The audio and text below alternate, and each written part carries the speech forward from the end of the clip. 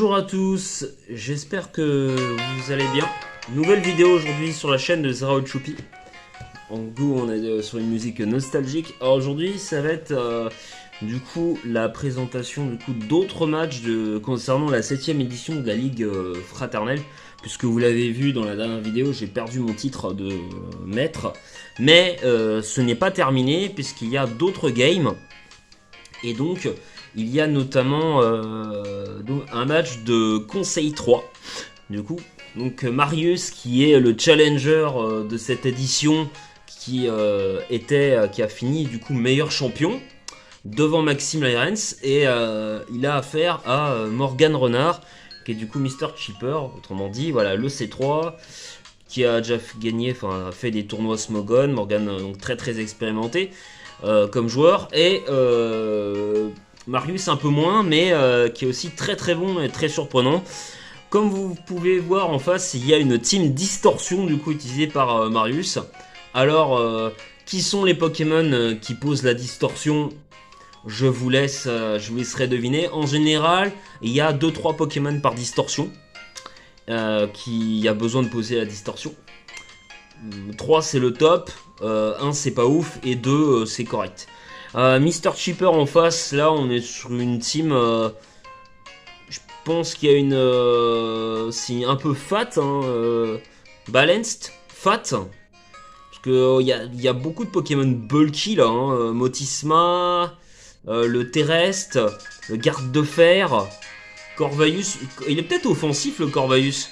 Après, il faut quand même un défog. Il n'y a que garde de fer et le Diancie qui semble rapide. Donc vous vous doutez que c'est sûrement méga Diancie. Donc on va lancer du coup le lead. Donc on est parti du coup Morgan qui commence sur Iron Valiant et le Hoopa directement pour le Marius. Alors Marius va directement taper un Moonblast. Alors Moonblast est free, hormis le Marowak d'Alola. En vrai, je pense que Moonblast est gratuit. Et je pense que il n'y avait pas de raison. Alors après, il aura peut-être pu envoyer le comment, peut-être qu'il aurait pu envoyer le Exagile sur Moonblast, mais il a peut-être peur du knock-off parce qu'Iron Valiant a knock-off. Donc le Moonblast est tapé, ça baisse l'attaque spéciale malheureusement, le Shadow Ball. En vrai, sans la baisse d'attaque spéciale, je pense que Shadow Ball tuait.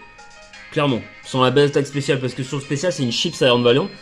Là, pourquoi mettre Diancie sur Shadow Ball? Qu'est-ce qu'il aurait anticipé qui serait dangereux? Peut-être il a anticipé sûrement le switch, double switch sur le Marowak d'Alola, sûrement. Ok, le Psyshock qui fait un coup critique. On va méga évoluer. On va aller sur Aterran. On va taper un gros Moonblast qui enlève 75%. Ensuite, on va aller sur Exagide. On va double sur Exagide. Sûrement. Donc sur le Diancie ensuite à le ballon, on va retaper Moonblast. Donc là ça va casser le ballon directement. Donc là vous voyez ça va directement casser le ballon. Je pense qu'il va switch sur Corva. Ah non, il a Shadow Sneak. C'est peut-être une erreur de la part de Morgan là d'avoir sacrifié son Mega Diancie, qui aurait pu être une menace en vrai pour les Pokémon qui pouvaient poser la distorsion. Enfin, ça se trouve c'est même... Ouais, je pense qu'il aurait pu garder le Diancie. Après, c'est avec les distos, t'as pas besoin de Poké qui ont de la speed. Mais bon, malgré tout, il aurait pu être plus utile, mais bon, tant pis. Donc là, le Reuniclus qui va être posé, qui Terrafight, avec Knock-Off, qui fait le Knock-Off. Donc là en fait c'est le double switch sur Marowak, sûrement double switch sur Rotom, sûrement anticipant un Flare Blitz. Mais après en vrai le truc c'est que là ce qui est emmerdant pour Poulidor, je sais pas quel est son objet. Normalement c'est la masse d'os. Et le problème c'est qu'une fois que la masse d'os est retirée, ben le Pokémon il fait beaucoup moins de dégâts. Il fait mal hein, mais beaucoup moins. Donc, et là il terre à feu, il fait le faire blitz. En vrai, je pense que Poltergeist était beaucoup plus free. Donc là, on va sûrement, je pense, anticiper sûrement le hydropump, hydrocanon ou vol switch. Très bien vu de la part de Rotom, qui va directement faire le vol switch sur l'Exagide. Là, 19%, je pense que l'Exagide a un petit peu de bulk en SPDF parce que généralement, un peu d'invest en SPDF parce que généralement tu prends beaucoup plus cher sur un Volt Switch. Mais bon. Et j'avais pas compris le Terra Combat sur Reuniclus. En vrai, qu'est-ce qui te menaçait? Qu'est-ce que... Ah oui, peut-être par rapport au... Pourquoi Terra Fight sur le Reuniclus? De quoi t'as peur en fait? Parce que... Ah, peut-être pour répondre au Exagide. Peut-être pour ça. Je crois que oui, t'as Terra Fight, Morgan, ton Reuniclus. Parce que oui, pour plus être... Oui, parce que t'es type Psy. Donc si, oui, ok.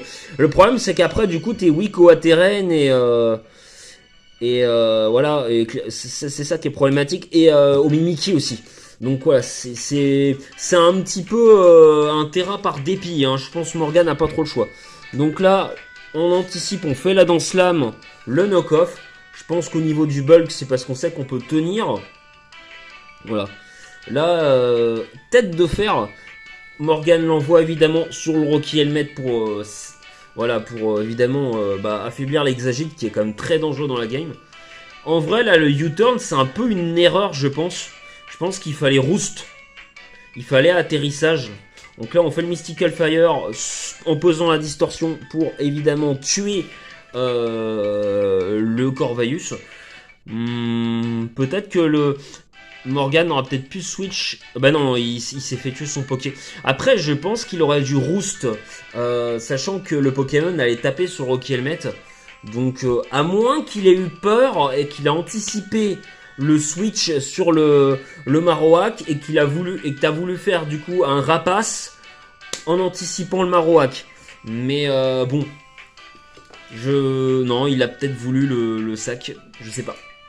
Je suis pas dans la tête du joueur. Donc là, il va mettre le Rotom, je pense faire un Vol Switch. Ok, le Psycho qui fait très mal. Voilà, Vol Switch pour pivoter et tuer le Aterren. De toute façon, on n'a pas le choix, il n'y a pas 50 switching. On va sur le Reuniclus. Ok. Là, clairement, en vrai, je pense qu'en vrai, je comprends pourquoi il a peut-être Terra Fight. Je comprends pourquoi, parce qu'en gros, il a peur aussi du Marowak, qui est certainement la plus grosse menace du coup. Ouais, ok. Et du coup, il sait qu'il pouvait pas tenir un Poltergeist. Et là, il va faire le Flare Blitz. Et là, le knock-off. Mais bon, le Marowak a déjà été saboté, donc ça fait pas grand-chose. Il va sacrifier du coup le Rotom.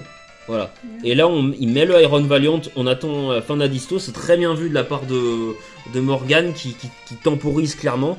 On va taper des Moonblast. Et vous avez vu comment le Farigiraf est ultra bulky du coup. Là, il va taper le Hyper Voice qui va tuer. Et vous avez vu avec Hyper Voice, je sais pas si c'est son talent, mais j'ai remarqué ça dans les games que j'ai regardé de la part de Morgan. Du coup, Hyper Voice, les games de Marius, Hyper Voice, ça augmente l'attaque spéciale de Farigiraf.